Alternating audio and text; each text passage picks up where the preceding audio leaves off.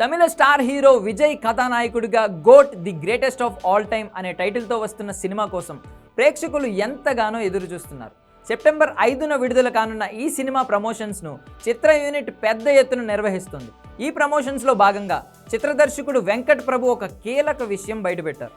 ఈ సినిమాలో పాట పాడిన ఒక సింగర్ అదే రోజు సాయంత్రం ప్రాణాలు కోల్పోయిందని ఆయన చెప్పి కన్నీరు పెట్టించారు. ఈ సినిమాలో పాట పాడి అదే రోజు సాయంత్రం ఆమె క్యాన్సర్తో ప్రాణాలు కోల్పోయారు. దీనిపై మాట్లాడిన దర్శకుడు ఒకరోజు చిన్న కంగల్ సాంగ్ థీమ్ గురించి సంగీత దర్శకుడు యువన్ శంకర్ రాజా నాకు చెప్పాడని ఆయన గుర్తు చేసుకున్నారు.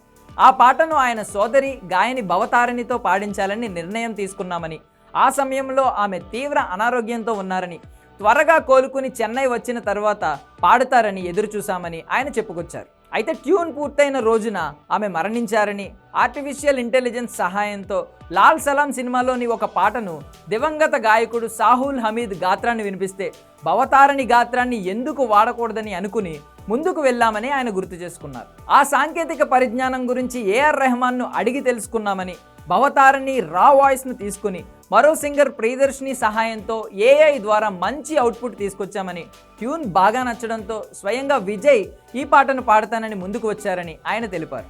ఇళయరాజా కుమార్తె అయిన భవతారిణి క్యాన్సర్ చికిత్స కోసం ఈ ఏడాది జాన్యువరిలో శ్రీలంక వెళ్ళి అక్కడే ప్రాణాలు కోల్పోయారు. పలు సినిమాల్లో ఆమె వివిధ పాటలను ఆలపించారు.